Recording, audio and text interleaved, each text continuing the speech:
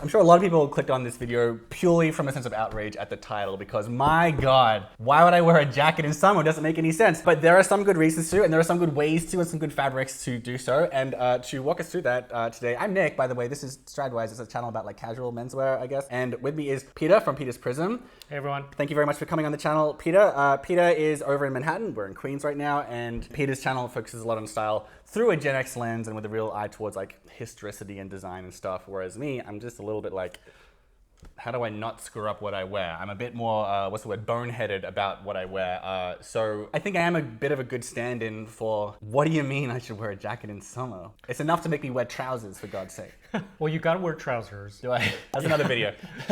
Summer jackets are a great thing to have for many reasons. You might live in a climate where it gets much cooler at night and you need an extra layer. You might work in an environment where they crank up the AC and you're freezing in the middle of the day. You also just might want to layer when you are not really able to layer otherwise. A light summer jacket is a great way to add that dimension to your wardrobe. I think pretty boringly dressed men even kind of look forward to jacket season. You might have clicked on this video out of outrage, but you know that you like wearing jackets and it's exciting when the weather gets cool enough to wear a jacket. Also, for guys who tend to be purseless, bagless, great point. it just gives me somewhere to put my Pockets, stuff. Yeah. pockets. I don't like having like my wallet, my phone like sticking out of my pockets. A jacket is the man's bag. Totally. A lot of the time.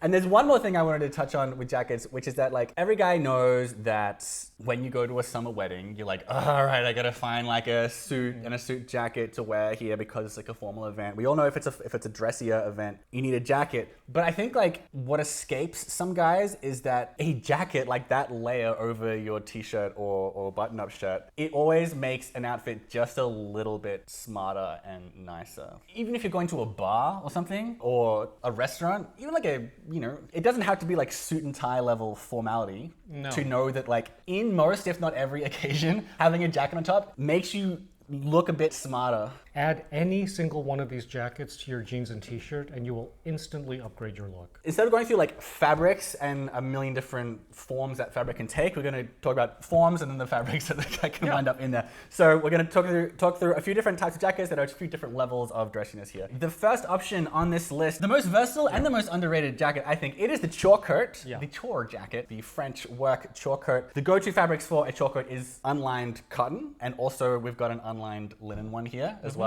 It's got multiple pockets. Some have interior pockets as well. Chore coats have bucket pockets, which means stuff goes in vertically, which means not so great as a hand warmer, but it means stuff does not fall out of your pockets. The thing with a Chore coat is, it's sort of like the easier to wear blazer. Yes. You know what I mean? It brings to mind a bit more the blazer or suit jacket, but you can wear it with a t-shirt as well if you decide. You can wear it with a t-shirt, you can wear it with a collared shirt. I have worn Chore coats with a tie and a collared shirt. Yeah, you can, I think. Very easy to dress it up or down. Yeah, I think it's the one to land on if you're like, I like the idea of a jacket to wear in summer because it'll make me look a little bit smarter without going full like blazer or sport jacket or something like that. It's also very functional, like in the sense of what the purpose of the original Chore coat was. Traditionally, Chore coats, they were like worn by manual laborers in France and made of moleskin. That's like a pretty thick, hard-wearing sort of cotton. But for summer, I defaulted to this one here. This is Taylor Stitch's Ojai Chore coat, which is probably not the most historically significant Chore coat, but it's a relatively big deal for Chore coats. And this is just an unlined cotton twill, so it's really good. And you got a linen one. Yep. This is a 70 cotton, 30 linen. Really, really lightweight, super breathable. Like for summer? I'm actually wearing a 100% linen Chore coat, indigo dyed Chore coat from Altea, and I'm actually wearing it as a shirt. You're trying it as a shirt, actually, yeah. I also have a Chore coat that's 100% linen from Alex Crane. That's sort of like my go-to linen brand. They're based in Brooklyn, and theirs is called the Kite. And I have matching pants that go with it, and so it makes for like a casual suit. Oh, it's like a suit, yeah. Yeah, and the jacket is a Chore coat. It's not a sports jacket. But still, when you wear them together, it's like equal parts suit and pajamas. Yeah. And also, I did a video all about Chore coats that you should check out. I'm going to put up there and in the description below. This video, by the way, is sponsored by Huckberry.com. The cool thing about Huckberry is they have a lot of their own brands, like Flint and Tinder is one. They make this cotton linen Chore coat, and this seersucker one we're about to get into. But they also stock other brands as well. So like they sell like this tailor stitched Chore coat.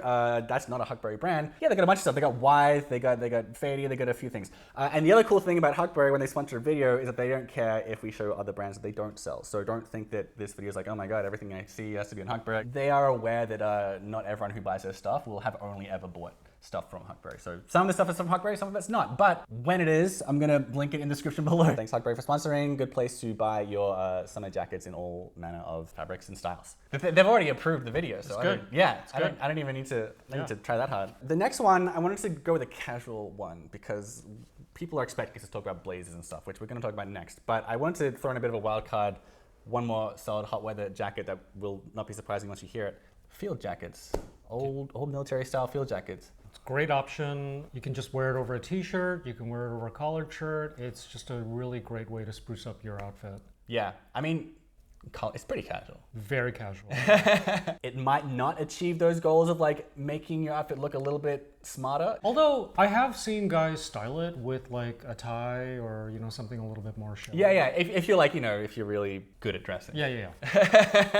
The field jacket that a lot of people think of when we start talking about it is the M65. Even though it's not that dressy, it's really good for carrying a whole bunch of stuff. A lot of them are made with cotton nylon, but if you're gonna wear your field jacket in hot weather, which is what this video is about, I think shoot for 100% cotton. Right, I would agree with that. 100% cotton, it just feels a little bit cooler against the skin or whatever you're layering it over. I have one from Bronson. It's a replica of a US Army 5th model tropical jungle fatigue jacket. It's made from ripstop cotton and it is very, very lightweight, super practical. I wear it all the time with varying kinds of looks.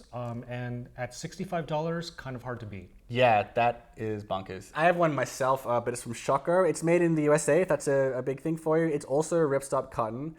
And I wore it around Indonesia. It's hot down there, but I did indeed wear it around because it added another layer. It gave me something to carry stuff with. It made me look like I was visiting brands, and even in a field jacket, you do look a little bit nicer than like turning up in a t-shirt. Oh yeah. Yeah.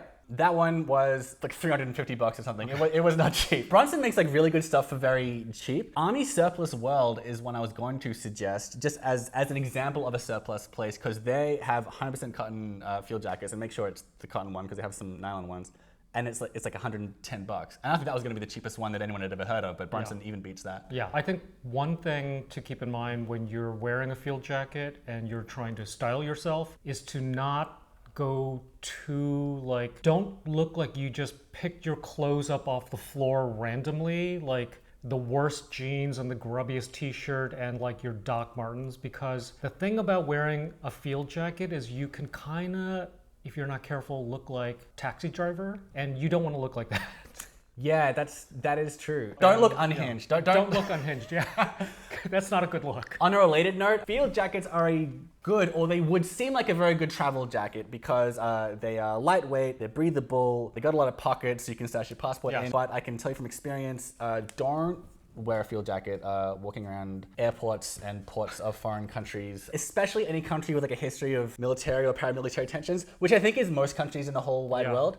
It makes security jumpy, so don't travel in it. Fair. But yeah. And in some countries, just don't wear it at all. Like there are some places in the Caribbean where you're not allowed to wear a field jacket. Interesting. Yeah, but just walking around with your buddies, going to bars, wear a field jacket. Yeah. Just wash your t-shirt first. Yeah.